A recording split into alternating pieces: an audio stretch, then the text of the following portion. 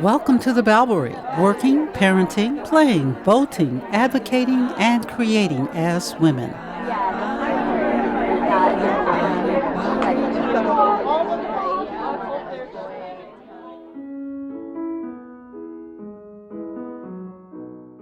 I want our legacy, more than anything else, is just be a place where people can come over and over again and say, that happened to me. I'm so glad I read this. I'm your host, Suki Wessling, and I'm a woman talking on a podcast called The Babblery. Mental Floss tells me that babble has been used to mean to talk excessively since the mid-13th century at least. I also learned that a woman who talks too much is a babblatrice. I gotta use that at some point. There are lots of negative words for women who tell stories. Sure, we have some flattering ones, but a woman who tells stories about women, herself or others, is often described as a gossip, a magpie, or the Yiddish yenta. These days, women who talk about their problems and their challenges may get accused of TMI or oversharing. In the past, women's storytelling developed camaraderie, exchanged cultural understanding, and served as a way to pass information in a world where they were excluded from positions of power. But any woman can tell you that although women today can occupy traditionally masculine positions of power, there is still deep power in the feminine tradition of storytelling. My guest today, and the many voices she represents, is no gossip, not at all a yenta. Yet she spreads stories about women, and she feels deeply about her role as a woman who provides a place for women to be heard. Well, my name is Julia Nusbaum, and I am the founder and editor-in-chief of Herstry Literary Magazine and the founder of Herstory's writing community, The Babes Who Write. So, you say on your website, you write, you might think a background in theology would make her an odd candidate for creating a feminist storytelling community, but we beg to differ. So my first question is, I'm begging you to differ. Go ahead. Yeah, so it's funny. The way I got started in Herstory was so backwards. I didn't even know what a literary magazine was. I had been working with women who had survived trafficking. I was working at a nonprofit in Nashville, and I had been doing a writing class with them, and we had been writing their stories. And I was just like, oh my gosh, I think that a lot of women have stories to tell. I'd love to start a blog. And so I started this little blog and begged people to write for me. And then it sort of like snowballed from there into what it is today. But the work in the nonprofit, which was called Thistle Farms, I was doing it as part of my thesis for my graduate degree in theology at Vanderbilt Divinity. And I was really focused on the way narrative shapes our lives and the ways our narratives shape our lives. I was really interested in that in like a faith-based way. And so I just found myself coming to storytelling like over and over again in my theology degree and in my like work in theology and my work in like faith-based programs. I was always looking for like the heart of the story in something, because I think story is sort of what shapes our faith lives too. And so then I created the blog Herstory, which is why our URL still says BLG at the end, because it used to be a blog and I have not mustered the energy to go through changing our URL. So it still holds that little piece at the end. So I think that the way that I beg to differ is that I just think I came to story through my work in faith-based groups. And I've always been a writer. All my life I've been a writer, but I've stumbled into all of this so backward. And it's funny because I went to Vanderbilt specifically saying, oh, I want to work in faith-based nonprofit. I want to maybe start a nonprofit at some point. And at this point, I I'm thinking about turning Her Story into a nonprofit. So I keep saying like, oh, I guess I made it in what I wanted to do. I love what you said about going backward into it Yeah. because that's a theme in the lives of so many women I Yeah. know that that they may have a plan or not have a plan, and they'll end up doing something because it was sort of, in their, I guess, in their peripheral vision. And they, instead of saying, you're 16 years old, okay, here's the career trajectory and here's the college program I need to go to, they may be focused on something, but often end up backing into something else. Do you notice that in your stories that you collect? Yes, I do. I notice that in stories that I collect. I notice that in my own life. I back into everything in my own life, from the time I was a child until, I'm 34 and have a kid, and I graduated from Vanderbilt 10 years ago, and now I'm doing a second master's degree. I'm getting my MFA, and keep thinking like, why didn't I do this sooner? But also, this is the perfect time for me to be doing this. And just again, like backing into this of like, oh, this is what I want to do. This is what I figured out. And I see that in stories that we get from Her Story too, just like people whose lives didn't quite go as planned, or they had thought one thing was going to happen, but then it became another thing. And I think there's room, it's fun to leave room for those surprises too, because I think that is what gets us where we want to be and where we're happy with, rather than just like, I've definitely along the way worked many a full-time like desk job as I've been doing Her Story, and I just felt, I don't want to say soul sucked, but my soul was sucked. I'm not good. I've never been good at being traditional. I'm not. I realized right away, like sitting in an office all day is not good for me. Uh, Busy work that I do to fill my time in the office when I could be doing something else is not good for me. And I really just have like weaseled my way into like, not weaseled, but like every time I end up in an office, I'm like, oh, I hate this. I forgot that I hated this. I need out right now. And so I've worked really hard to make Her Story work, to make freelancing work. I do some teaching. And so, um, just to be able to create the kind of the career that I want to. Um, so I see those things in other people too, where it's just like, oh, this is not what I wanted. And so I went and did XYZ instead, or I tried this, and by this weird windy path, I ended up exactly where I was supposed to be.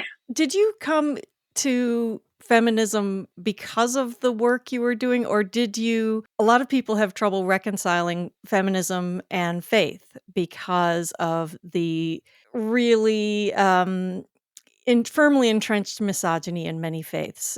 How did you come about that, and how did you deal with that in your life?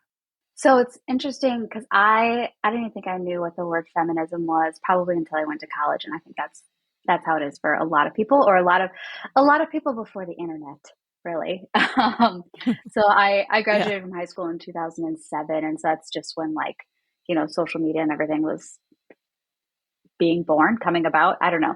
And I also grew up in a very small town. I grew up on a farm. I read a lot and I knew a lot of things, but I didn't really know the word feminism, though I think that I always was one. Like I think once I learned what feminism was, I was like, oh yeah, I'm that. But I grew up in the Lutheran Church in the ELCA, and I'm still ELCA Lutheran. And I think a lot of people get the church confused sometimes. Mainline Protestantism is pretty liberal. People often just hear Christian and they think like very conservative evangelicals. And that is not the case. ELCA Lutherans are quite liberal. There are definitely other sects, I guess, of Lutheranism that aren't as liberal. The Lutherans ordain queer folks, sort of the Episcopalians, sort of the Presbyterians. So the church that I grew up in myself never like, and they weren't like outspokenly liberal, but there also weren't a lot of like conservative teachings. They just sort of were like old Midwestern Lutherans, and that has its own connotation. And then I went to college at a Lutheran college in Illinois, and it was a very small school, but again, very liberal. And I thought for a long time that I wanted to be a pastor, and so I studied religion and history in college. Um, Partly because those were my two favorite things. History is story, and so I was like, oh, I'll just write about people all the time. And religion, I think I was just so curious about it, and I had so many questions. I just started hearing about feminism first first in college, but then like really in divinity school is like where I really firmed up my feminism, which is such a funny thing to say, like, oh, I became a feminist in seminary, but I really did. I took feminist theological ethics. I took queer theology. In fact, Vanderbilt is one of the leading like queer theology divinity schools in the country. I think we might be the leading. I just was entrenched in all of this rhetoric, and Vanderbilt's a big social justice school, and so they were really pushing for social justice, feminism, racial justice. And I was just sort of steeped in it at all times, and we were always talking about it, and I was always bringing it back to that. And my faith sort of just went hand in hand with those two things. I don't think you can be a Christian without being a feminist, and I don't think you can be a Christian without being anti-racist. Like, I just don't think it works. Why don't you give a specific example of something in the Bible that perhaps more conservative Christians might read differently than you do because of your feminism? One of my favorite things about the Easter story and Christ rising from the grave is that for a moment in time, it was only women who knew about the risen Christ, because it was women who went to the tomb first and opened up the tomb. And so there was a moment before they went and told the disciples that the church on earth was only women. And every time I think about that, and every time I think about those women holding that sacred moment in their hands and understanding like what had happened and being given that gift, I think about how important women are to the church, and how important women are to, I guess, its very foundation. Women are the ones who first spread that good news. And again, like, it was a woman who birthed Christ, who brought us this good news. And like, you can't do it without women. And like, he didn't grow out of the ground. And it just reinforces for me over and over again that like women are this foundation of the church. And women are the foundation now of your Yes. work. Yeah. We're speaking with Julia Nusbaum, founder of Herstry, a feminist storytelling community. So tell me about how you first started hearing women's stories and what you felt was important about them. Well, I've always been interested in stories, and particularly women's stories. I always gravitated toward books with women main characters. Like, this has been a theme throughout my life. When I was talking about working in nonprofits, I always gravitated toward female-based nonprofits. So I was often in places where I was working with survivors of some sort of abuse, or like I said, at Thistle Farms, I was surrounded by women who had survived trafficking. And as part of my internship, one day my intern supervisor said, okay, you have to do something where you get involved with the women like one-on-one. And I was like, what do you want me to do? Because at the time I'd been like working in the marketing department doing some stuff. And she was like, I don't know, you could maybe teach a yoga class. I don't know anything about yoga. So the only thing I could think of, I was like, well, we could do a creative writing class. I could do that. I like to write stories sometimes. And she was like, oh, okay, that'd be great. That'd be great. And so I marched in there like naive little me and sat down in their living room. I was like, okay, this is what we're going to do. And I made them all journals. I said, this is what we're going to do. I have these writing prompts for you. And I was so naive. None of these, like most of these women hadn't gone to school past like the 6th grade. So Mhm. there wasn't a lot of like concept for forming stories. They had never done it. I suddenly just was like, oh, I am in over my head right here. And so the prompts quickly like did not work. They just weren't a thing that we were going to do. And a lot of them wanted to write poetry. And I think poetry is really helpful in these instances because it's something short that can be grasped onto. And poetry doesn't really there aren't any rules really. So you can just write something and call it a poem. And so that's a lot of what we did was writing poetry. And they would often just write poetry about what had happened to them, what they had been through, what their healing journey was like. Some of them would write poetry about their childhoods. Some of them would write poetry about life on the street. And then we sort of got into a lot of them wanted to tell their own story, just sort of get it out, put it on paper. There's something about committing what has happened to you into words that sort of unscrambles it in your brain and gives it, I don't know, gives it some legitimacy because it's out there on the paper and you can see it. And it's like you have thrown it up out of where it's been like swirling around inside of you and it grounds you a little bit. And so we did a lot of writing down of their stories and what had happened to them, or just like how they were healing, how they were feeling about healing, how they were feeling about being in the program that Thistle Farms offered. I would often be sitting there with them and I would write about myself because there were long periods of silence where people were writing. So I would write about myself too. And I just learned a lot of things about my own childhood. I had a lot of learning disabilities when I was young. I'm very dyslexic. I sort of sorted things out in my own mind. And it just felt very liberating to tell my own story. And this could work for anyone. I could have just said, well, I'm gonna start a blog and anyone can tell their story. But I think the fact that I had been specifically working with women at the time, and the fact that I've always sort of gravitated toward working with women made me create her story in the vein that I did. And then of course I just sort of, I thought I was being so clever at the time. I was like, oh, her story, it's a play on history. And of course, like millions of other people have done that, but I didn't know at the time. I was like, oh, I'm so funny. What are some of your favorite stories that people have submitted? Ooh, there's one story that always sticks with me. I think it's from like 2019, maybe. It's called My Grandmother's God. The young woman who wrote it just had like this beautiful way with words that I can't even describe.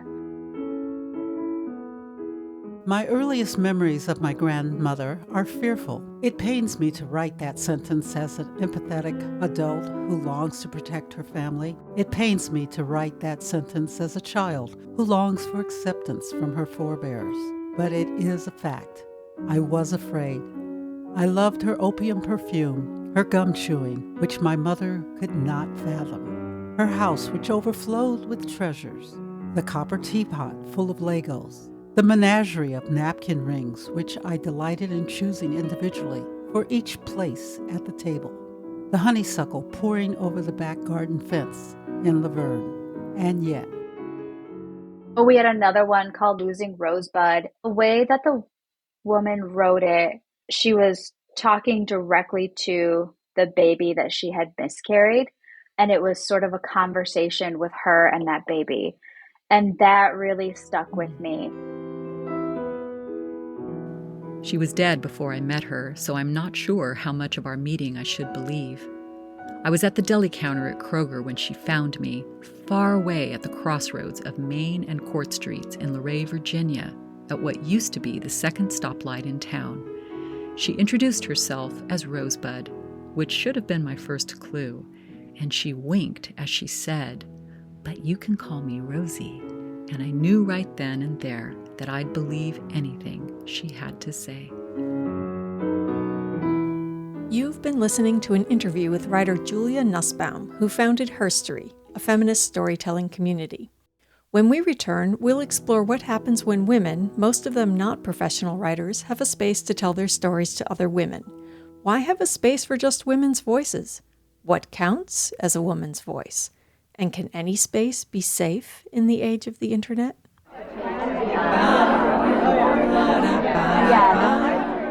You've been listening to The Balbery. We'll be back after this short break. That's good to know.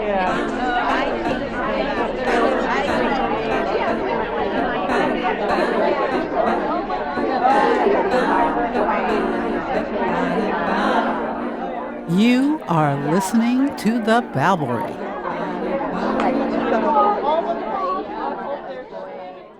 Welcome back. We now return to our conversation with Julia Nusbaum, founder and editor-in-chief of Herstry, a feminist storytelling community.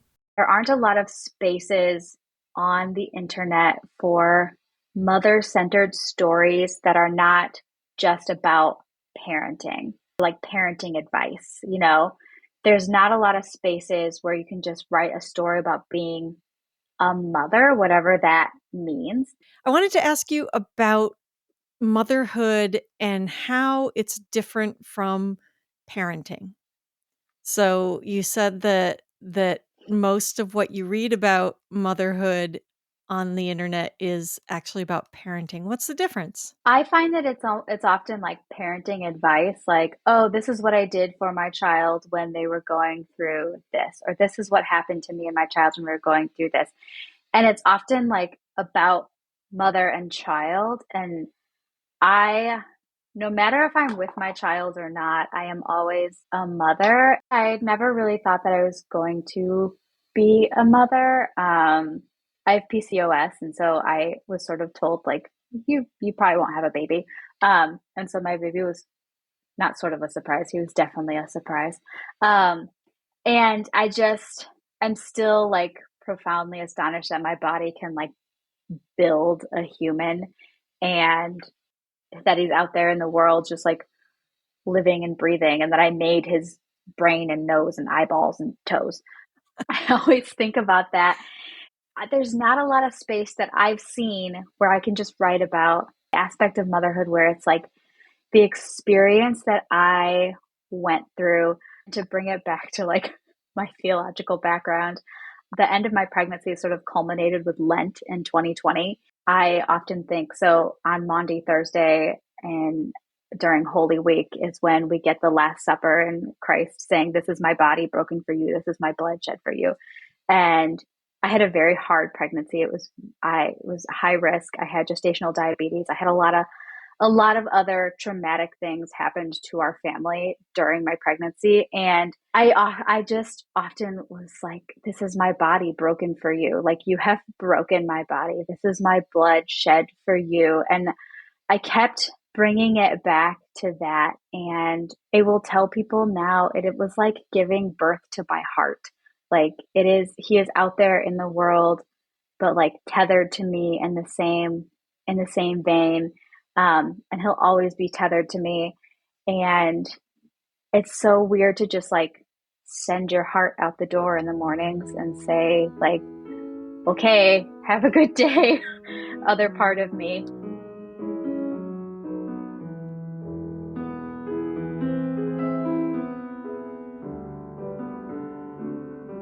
Heart Mom by June Bluespruce. We talked with his second grade teacher, Mady, a woman with shoulder-length brown hair and an imperturbable manner. By some wild turn of the universe, she was not only a lesbian whom we had known for years, she was the lesbian who had found his sperm donor for us. Without her, this particular child would not be here asking these challenging questions. Mady had already been thinking about this problem. She too was a mother to one biological and one non-biological son. Her classroom was full of kids raised by women other than their birth mothers. Grandmothers, foster mothers, lesbian other mothers, what to call them? Her solution was brilliant. We can call birth moms just that, birth moms. We'll call any other woman raising a child their heart mom. Anyone can have a birth mom, a heart mom, or both. What do you think? It's perfect, we responded, relieved. Each woman had a clear role with honor and respect. No one was left out. No child had to feel their mother was not a real mother. When kids asked Michaelin who Martha was, he could say, "She's my heart mom."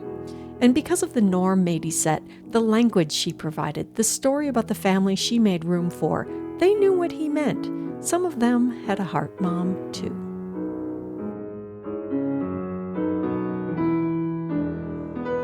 we're a space that just says, like, tell us about the experience of being a woman identifying person, whatever that means to you. And a lot of times that means birthing a human or taking care of a human or whatever. And that has a big impact on your personal life and your own identity. And I think that mothers sometimes lose their identity in their child. And I want them to be able to, like, write about themselves as mothers without it being child focused. Something that occurs to me when I listen to you is that when we focus on women, we actually are holding two different things at the same time that are somewhat contradictory. A lot of people now are really afraid of excluding anyone Mm-hmm. because of the understanding that the hurt and the pain and the literal, keep holding back of people that happen because of exclusion. And so there's this wanting to welcome everyone. And so I heard that when you said, woman identifying people, or for example, if you did if someone submitted, I'm doing a podcast on transmasculine pregnancy, and if someone submitted to your motherhood saying, I'm not a mother, but I birthed the baby, that could be inclusive, Yes. right? But on the other hand, by focusing on women, we're being exclusive. And why do that? Why shut men out of men and male identifying people who have not had female identified experiences Yeah. out of this conversation? We have opened it up to really all of those experiences.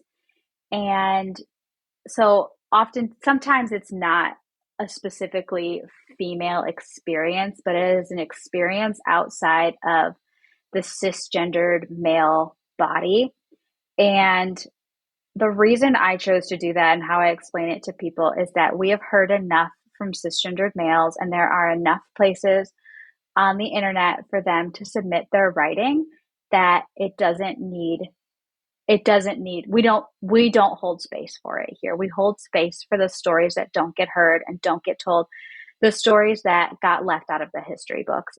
This is something that I thought about studying history and, having to take specific classes that were called, like, women in Europe, women in America. And I never had to take, like, white men in Europe.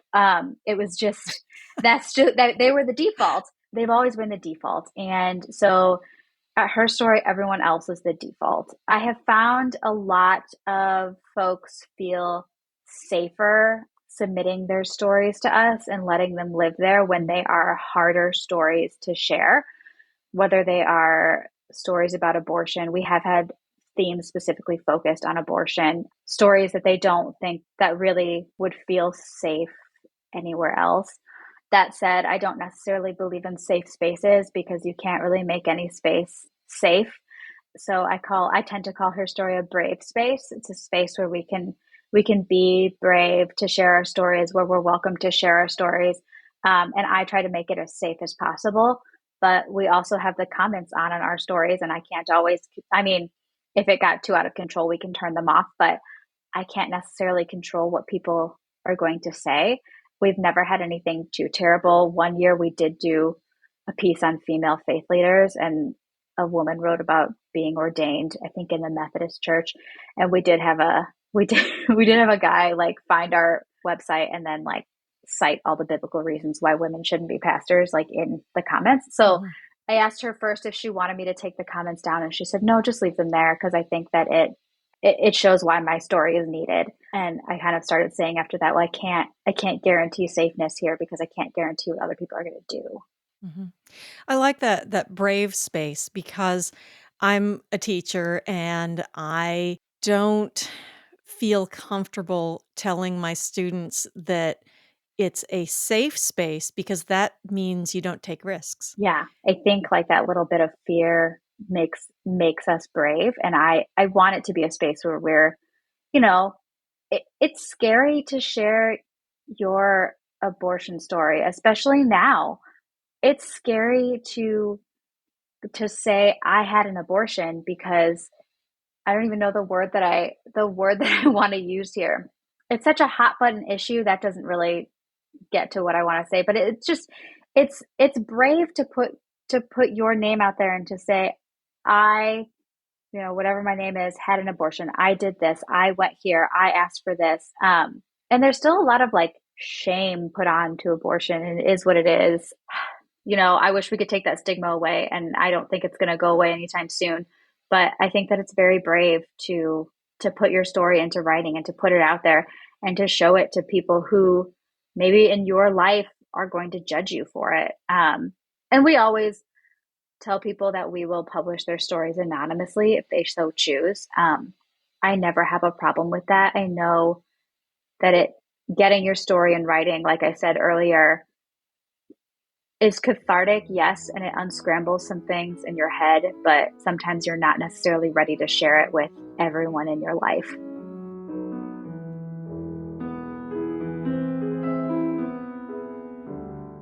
From Great Expectations by Anonymous.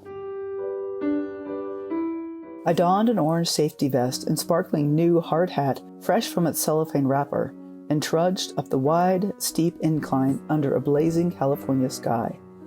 My gait was off-kilter, too much weight in the front of my steel-toed boots. The Sony camera slung across my body hit my back every step I took, like a stranger trying to get my attention.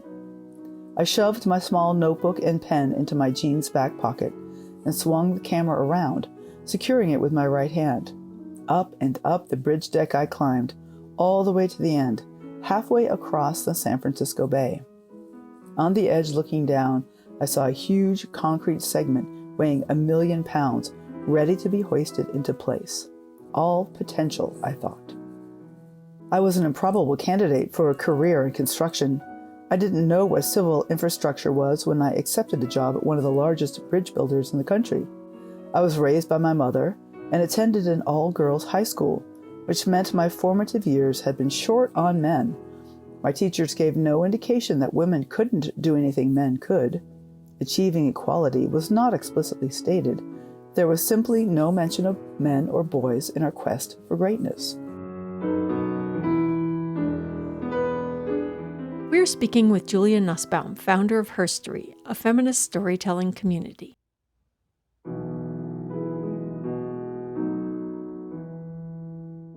Let's move to the business side. You started this blog and you went backwards into it, Yeah. as women often do, not planning anything. And here you are with a business. Describe where your business is now and maybe what you hope to achieve with it. Yeah, so as of right now, we have a thriving literary magazine, and we pay our writers, which is something that I always wanted to do. It's not a ton. We pay $20 a story, but it's something. And it is something from the very beginning. I said, I want to pay writers because, for one, I think writing is really hard work and it's a lot of emotional labor. And I think people who don't write are just like, oh, you toss that out there in a day. And like, that was so nice. And they don't know like how much work goes into it and how many drafts and how many times you meet with your writing group or you send it to someone and you say, does this sound good? And you like really agonize over it before you send it in. And so $20 is definitely not enough, but it's where we're at in the world right now. And so I said, at the very beginning, I want to be able to pay my writers. And then I said, I want to be able to pay myself because I want to be able to sustain myself with Herstry because I think that I really thought from the beginning that we could be something really great. And at first I thought, oh, maybe we could turn it into a nonprofit. And I started sort of looking into that. And first of all, I have like no business background. So they started telling me all the paperwork. This was when I lived in Tennessee of what I would need to do. And I backed out of that really quick because I did not feel that I was prepared for that. And then I worked my full-time job.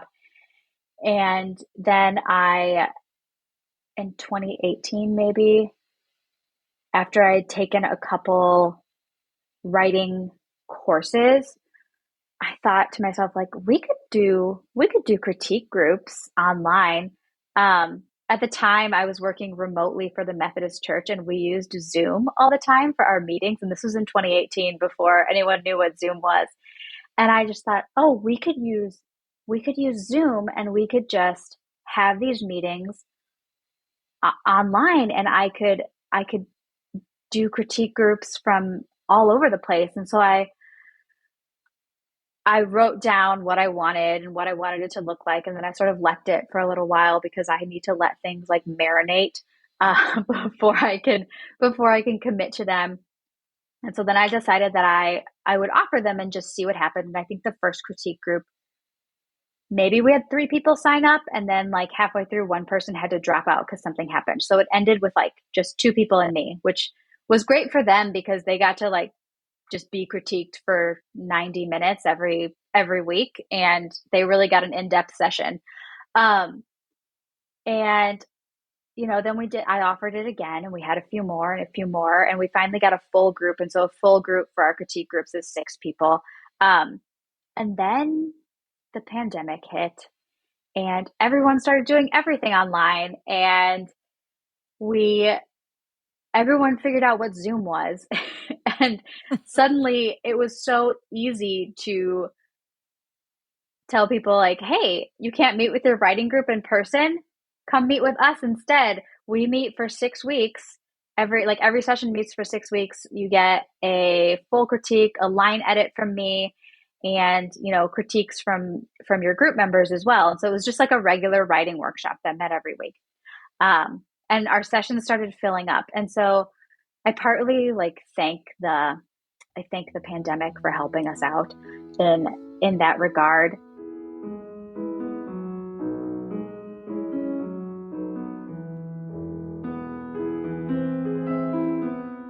From The Old Porch by Diane Blumberg.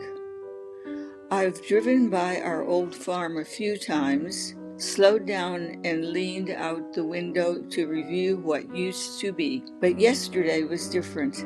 I pulled in, waited. My childhood home is now a truck depot.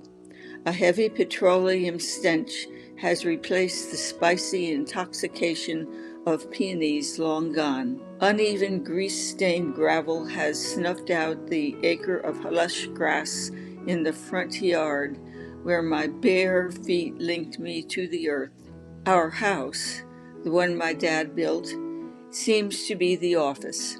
I didn't need to go inside, didn't even want to see what the living room had become or how disrupted Mama's tidy kitchen was. I turned into the driveway on the eve of my 70th birthday to visit the old porch in the backyard, a 5-by-5-foot concrete respite where problems were solved just by sitting there. For a little while, I wanted to be a kid again. Out of the car, I started toward the front door. It seemed like I needed permission to wander to the backyard.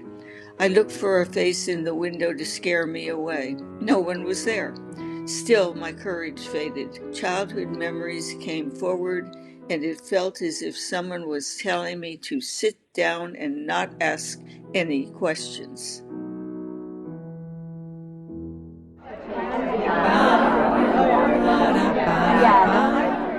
You've been listening to The Balberry. We'll be back after this short break.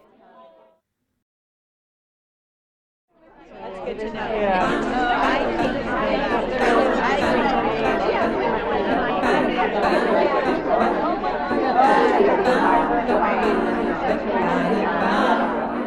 You are listening to The Balberry.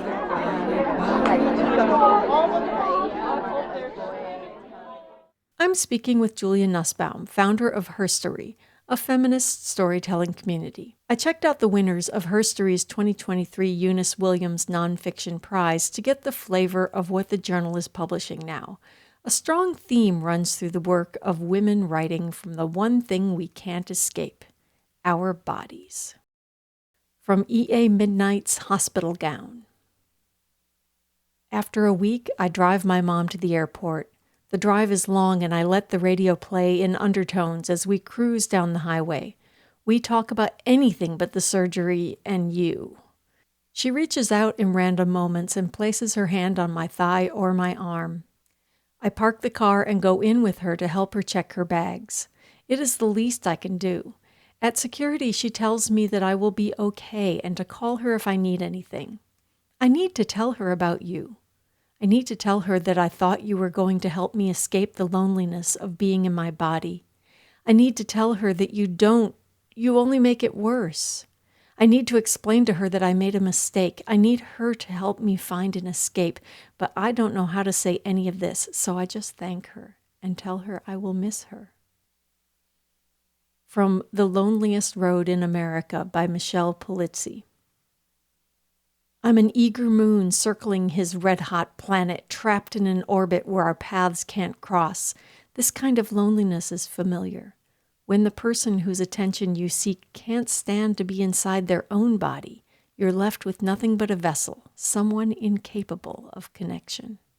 From Skin in the Game by Nina Lichtenstein. What are the life marks on our skin if not what bears witness to our past? The white scar on a woman's knee that reminds her of a childhood fall off her bike, the blue tattoo on a sailor's arm that tells the tale of his ports of call, the faded numbers on the Holocaust survivor's forearm that whisper, "You will never forget." When I told my dear childhood friend Anne I was writing about my stretch marks, she said, "I love and strut my huge scar from my C-section. I'm proud of it." Thanks to her positive and body-positive attitude, the marks on our skin suddenly become medals of achievement, these scars from the ordinary life battles we have survived. Our bodies, our skin, our storybooks, wars and victories, sorrows and joys, all inscribed there and connecting us to our memories, to our stories, and to ourselves.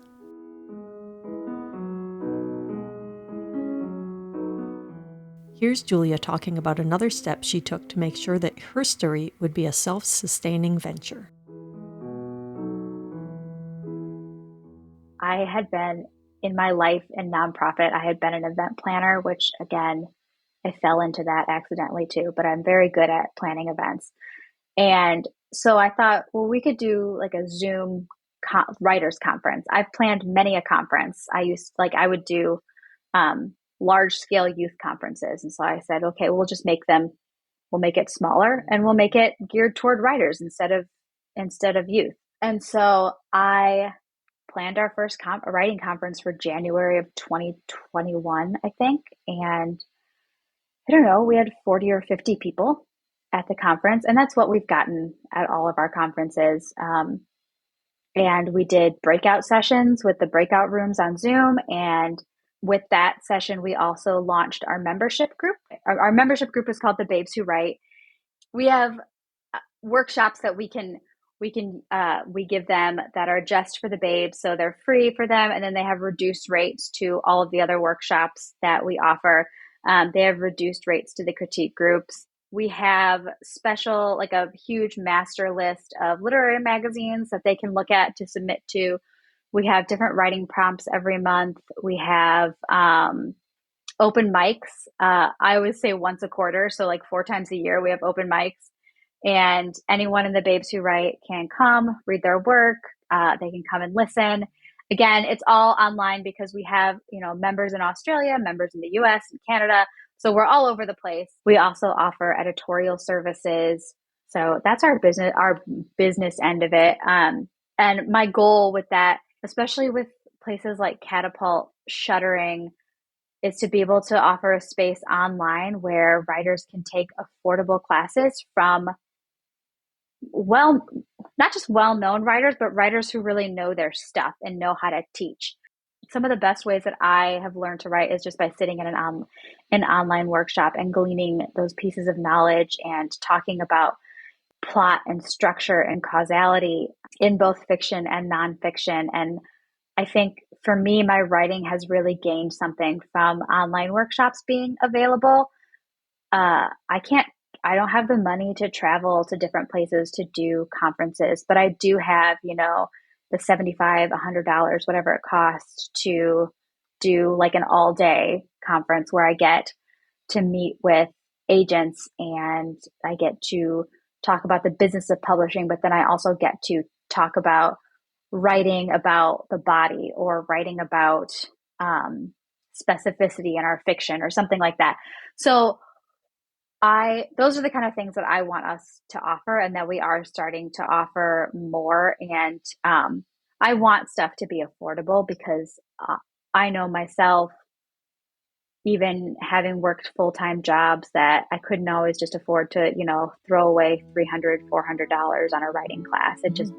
It wouldn't work for me.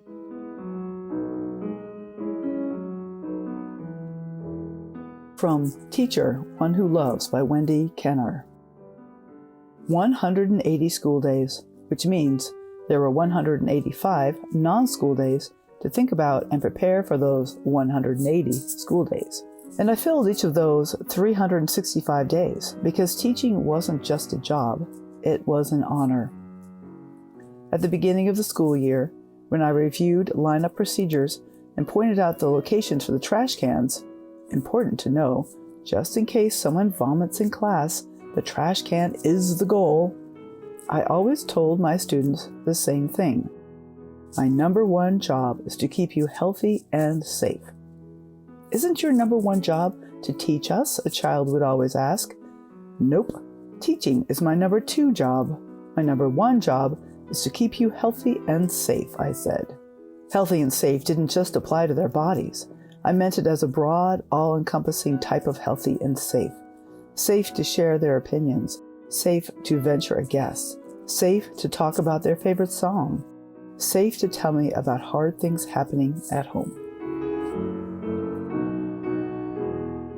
Herstry is thriving as a literary journal because of the business decisions, but founder Julia Nusbaum says it all comes back to the writing.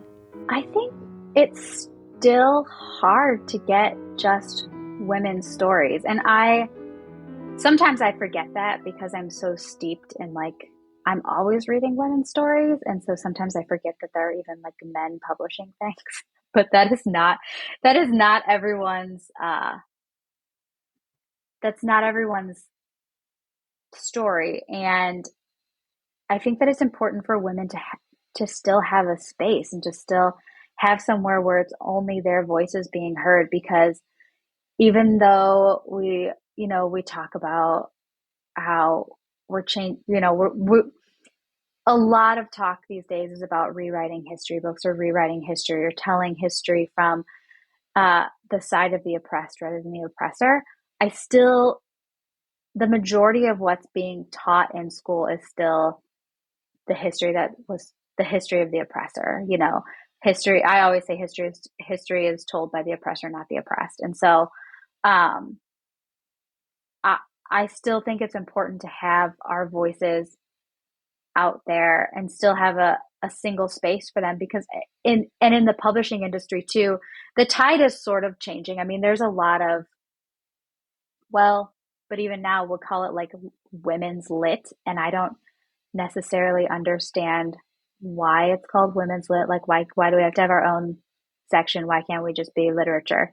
Or women's, because it covers women's issues. And I don't think that's fair, because But on the other hand, just to break in here, yeah. On the other hand, you are doing that. I know. You are creating a space for women. I know. So it is an interesting conflict. That I agree with you. There was actually a really excellent piece in the New York Times about why were these particular authors considered women's lit authors rather than just authors, because the books they were writing should appeal to everyone. But on the other hand, putting them in that ghettoized space lets women know where to seek them. That's true. It does let women know where to seek them. There's something about specifically, I think for me, it's the way that they get marketed, and they get it becomes it sort of goes into that territory of chick lit, and then I get it. We all think it's kind of fluffy and doesn't really mean anything. And I guess, it's true because I have created a space where women are publishing, but um the classes that we offer and what we teach, I would hope that they could then get published anywhere, I suppose. Um, Mhm. and I suppose our space, like our literary magazine, again, it's covering like an issue. It's covering issues that I just don't think get covered anywhere else. I don't see I said I don't see a lot of places like taking stories about motherhood that don't involve the child, but I also don't see a lot of places taking stories about abortion. I don't see a lot of places taking stories about miscarriages, um, or the messier sides of women's bodies. Um, and so I guess my hope is that more than just women read our magazine, though I don't I don't know how true that is. I've never done any kind of survey of our readers, but I would assume that most of them are women or folks who identify with the female experience in some way. Um, so yeah, I'm my own oxymoron because I really want I really want like literature to just be literature and to let it all.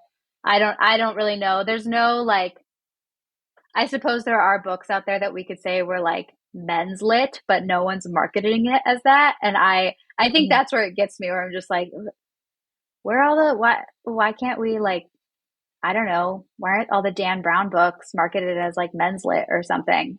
I go through different days where I'm like, oh, I hope her story becomes something huge. And other times I'm like, it's falling into the ground and no one will care about us ever.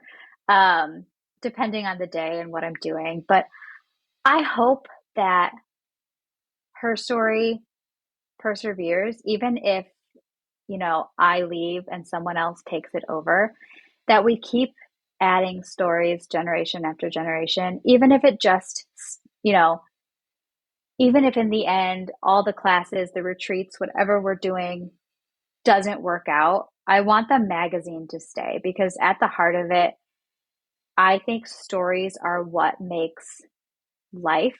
And from the beginning, I have said the thing I want from her story is for other women identifying folks to read it and say, oh, I have felt that way too. That happened to me. I didn't know anyone else felt that. I didn't know anyone else had that same experience. That bravery to be able to write your story, because my goal is to have the stories told more than just say like, oh, isn't this writing great? Isn't this writing amazing? But I also take a lot of pride in knowing that often her story is the first place that people get published, and they felt brave enough to send their new piece of writing out into the world and to us.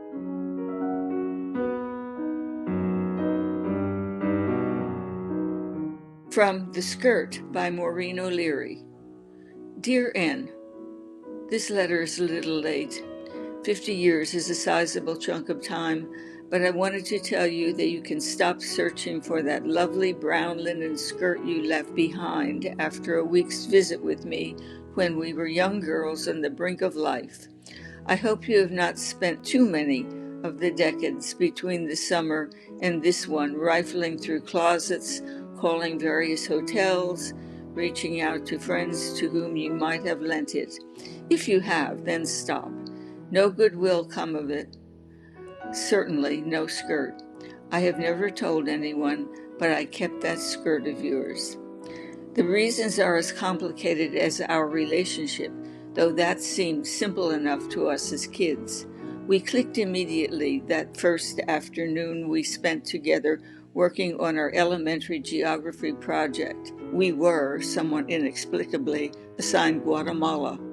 I loved everything about you, and since we spent every moment of our free time together, you must have loved a lot about me as well.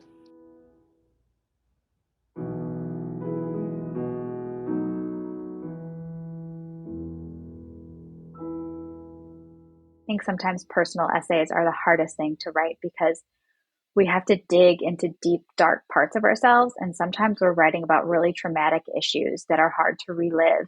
And we have to go really close to them again to make the writing really work.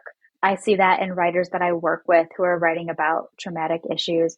And I will say to them, if you can, if you feel like you can, go a little closer. Tell me how it felt to be there. Tell me what your body was doing, what your internal sensations were like.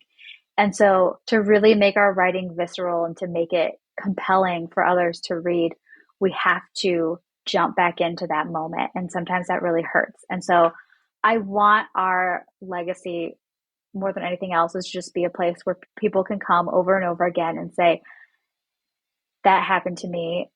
I'm so glad I read this. I'm so glad someone else felt the same way. Or I'm going to tell my abortion story. I'm going to tell my Me Too story. I'm going to finally talk about my abusive marriage or something like that. Because those stories are hard to tell, but I think they're also important to tell because it may help someone else feel like they can tell their story. And it sets off a chain reaction until we're all telling these stories and hopefully stopping some of these terrible things from happening. That's good to know.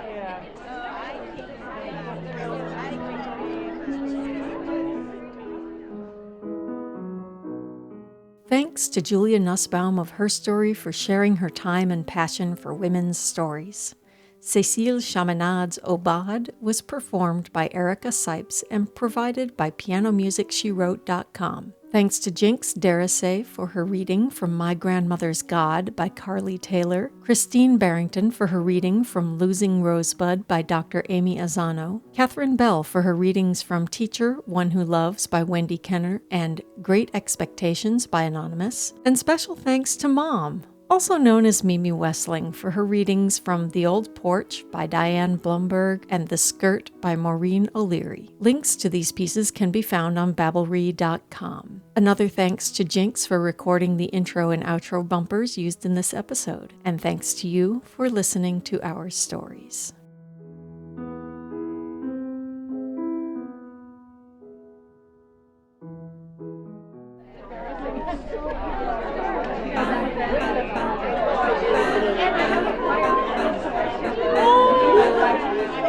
You've been listening to The Babblery. Subscribe to The Babblery on your favorite podcast platform or visit BABBLERY.com to access more episodes. The Babblery is produced with support from KSQD Radio in Santa Cruz, California.